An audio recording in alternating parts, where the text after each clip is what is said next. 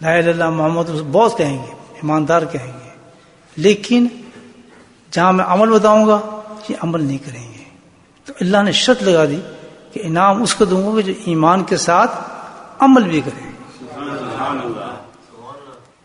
وجہ ایمان آنے کے بعد بھی عمل نہ کریں، اور کچھ لوگ کریں تو ذکر کو پکڑ لیتے، کیونکہ ذکر کی مجلس ہے، بہت بڑی مجلس ہے، بہت بڑی نشست ہے، بہت بڑی بیٹھک ہے الحمدللہ، جیسے قرآن اور حدیث بتاتے ہیں اس کے بارے میں. اور آپشن ہے، کمپلسری اللہ نے نہیں کی. وجہ کیا ہے کہ ایمان سے عمل تک جانے میں ایک چیز چاہیے ہمیں. اگر وہ چیز ہے، زیادہ ہے تو زیادہ رغبت ہوگی عمل کی، اس سے زیادہ ہے اور زیادہ رغبت ہوگی، اور زیادہ ہے تو ہر عمل پہ انسان کوشش کرے گا، اور زیادہ ہے بے انتہا کوشش کرے گا. اس چیز پہ ڈیپینڈ کرتا ہے. وہ ایمان کے اور عمل کے درمیان ایک چیز ایسی ہے. وہ کیا چیز ہے؟ وہ یقین ہے انسان کا. مومنین تو ہیں، موقنین نہیں ہے. اللہ نے حضرت ابراہیم علیہ السلام کو پورا قصہ بتایا کہ کیوں پوچھ رہا ہے تو میں ذبح کروں؟ یقین نہیں ہے تجھے میری بات کا؟ جی یقین تو رکھتا ہوں، یقین بڑھانا چاہتا ہوں. یہ کس سے تھوڑی لکھی ہے قرآن نے، یہ تو ایک انسان کی سٹیٹس کو بتایا ہے. تو جب انسان عمل کی طرف نہیں جا رہا تو اس کی وجہ کیا ہے؟ بھائی اس کا یقین نہیں ہے، ایمان ہے.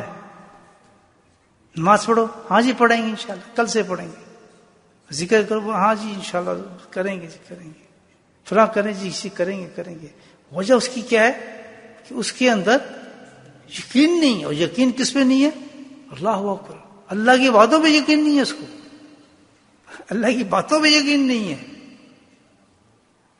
اللہ سبحانہ تعالیٰ نے جہاں عمل بتائے ہیں، اللہ سبحانہ کی بڑا خوبصورت سنت الہی ہے کہ اس کے ساتھ آگے پیچھے اس عمل کے بارے میں بے انتہا انعامات بتاتے ہیں پہلے. اور اللہ کے نبی صلی اللہ علیہ وسلم تو مشاہدات سے بتاتے ہیں کہ صرف قرآن میں نہیں بتا رہا، میں تو دیکھ کے بھی آیا ہوں. اس کے بعد بھی ہم وہ عمل نہیں کرتے تو پتہ کیا ہے؟ سراسر نقصان اور خسارہ ہمارا اس لیے ہے، موت ہمارے قریب جا رہی ہے اور ہم امنوں سے دور بھاگ رہے ہیں. کہ وہ خزانے ہیں، وہ دولتیں ہیں جو ہمارے کام آئیں گے، جو جس سے ہمارا گزارا چلے گا، وہ دائمی ہے، ہمیشگی ہے. اس پہ تصور کیسے کر سکتا ہے آدمی؟ سستی کرے کیسے کر سکتا ہے؟ چھوڑ دے. گھر میں نہر بہ رہی ہے، اس کو آدمی پانی نہ پیے، اس میں سے شہد اور دودھ کی نہر، اس میں سے ڈبکی نہ مارے اس میں. سوچیں وجہ کیا ہے؟ ذکر کی بات کریں گے. ابھی یہ بچہ آپ سے کہہ رہا تھا ذکر بہت زیادہ ہے، کم کر دوں؟ میں کتنا کم کرنا ہے؟ جی اور کر دوں؟ میں اور کرنا ہے. پتہ ہے کیوں؟ جی بڑا مشکل ہوتا ہے. اب یہ کیا ہے؟ یقین نہیں ہے. جو میرا ذکر کرتا ہے اس کے لیے محلات تعمیر کر دیتا ہوں جنتوں میں. ایک دفعہ آپ نے سبحان اللہ کا کہتا ہے یہ میرا وعدہ ہے، اس کا جنت میں درخت قائم کر دیتا ہوں. ہے یہ نہیں؟ ہم اس پہ یقین نہیں. کم کر دیں، کم کم کم. چلتے چلتے ایک مقام آتا ہے جنت کے اندر، تو اتنا پسند آیا نبی پاک میں، وہ رک گیا اس مقام پر. وہ نظارہ دیکھنے لگے. ایک شخص کو دیکھا کہ نور کے اندر وہ شخص ڈوبا ہوا ہے، اور اتنا نور کہ خود نبی کریم سمو خود رک گئے. جبریل ساتھ جنت کے اندر کیسے کیسے نورانی چیزیں ہوں گی. رک کے اس کو دیکھا اور دیکھتے رہے. پھر جبریل سے پوچھا جبریل کوئی فرشتہ ہے، یہ کوئی نبی ہے، یہ کون ہے شخص، یہ کون انسان ہے؟ یہ آپ کا امتی ہے. میرا امتی کیا عمل تھا اس کا؟ کیا عمل کرتا تھا؟ کہ وہی تھا جو آپ نے بتایا تھا، جس کی آپ نے شہادتیں دی تھی، جس کو قرآن میں اللہ نے اتنا ذکر کیا اس امت کے لیے. جب اس نے اس ذکر کو پڑھا، کیا کرتا تھا؟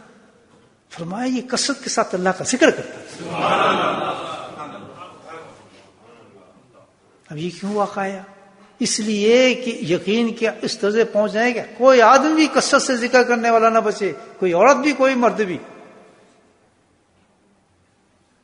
مجھے بتائیں دنیا کی کسی فعل پہ بھی اللہ تعالیٰ نے اتنے کہ نبی کو اتنی شہادتیں دی ہیں، ہم اس صالحات کے اوپر ایکسپلین کی ہے، اور ہمارا یقین کم کر دے، کم چھوڑ دے. اب وہ پریشان یہ ہو گیا کہ اللہ نے مجھے مجبور کیوں کر رہا ہے ذکر کے لیے، مجھے بٹھا کیوں دیا ذکر پہ.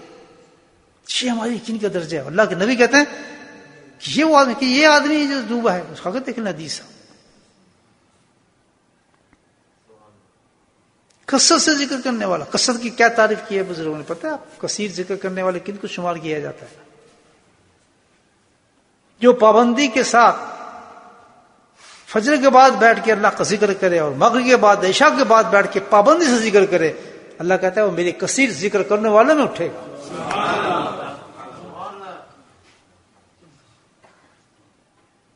اتنا بھی نہیں ہوتا ہمارے سے.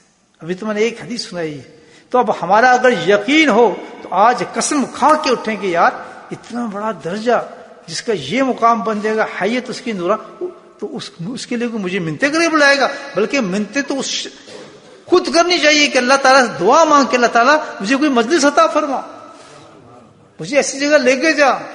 اب جو باقی حالات پیدا ہو رہے ہیں دل نہیں لگتا، فلاں ہوتا ہے، یہ نہیں ہوتا. یہ کیا چیزیں ہیں، کیا بیماری ہے؟ یقین نہیں ہے.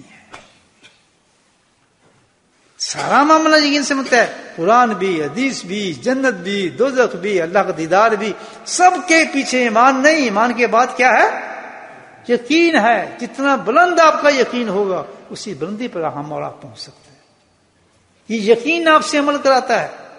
یہ یقین تو ہم لوگ ہزاروں بھیڑ دور جا کے اللہ کے ذکر کے مجلس کو اٹینڈ کرتے تھے. ایک نہیں کروڑوں انسانوں کے اللہ والوں کی مثال ہے. خود جس گھرانے میں پلا ہوں جس سے مجھے فیض ملا ہے حضرت علی مرتضی رحمۃ اللہ علیہ، ان کا پہلا سبق جو تھا ان کی زندگی کا یہی تھا کہ انہوں نے ہزاروں میل سفر کرتے تھے ایک اللہ کے ذکر کی طرف جانے کے لیے. کوئی مقصد نہیں تھا، بغیر کھائے بغیر پیاس کے. کیوں؟ کہ ان کو یقین تھا قرآن پہ کہ میری زندگی ختم ہو جائے گی، یہ عمل اتنا بڑا عمل اللہ نے مجھے دیا ہے، اس مجلس تک میں پہنچ کے بیٹھ جاؤں اور ذکر کر لوں، یہ مجھے مل رہا ہے. نماز یقین نہیں بڑھائے گی آپ کی، روزہ یقین نہیں، یہ تو یقین کے بعد آئیں گے. یاد رکھنا بات. تبھی ذکر کو افضل کہا گیا ہے. ذکر کو افضل کیوں کہا گیا ہے؟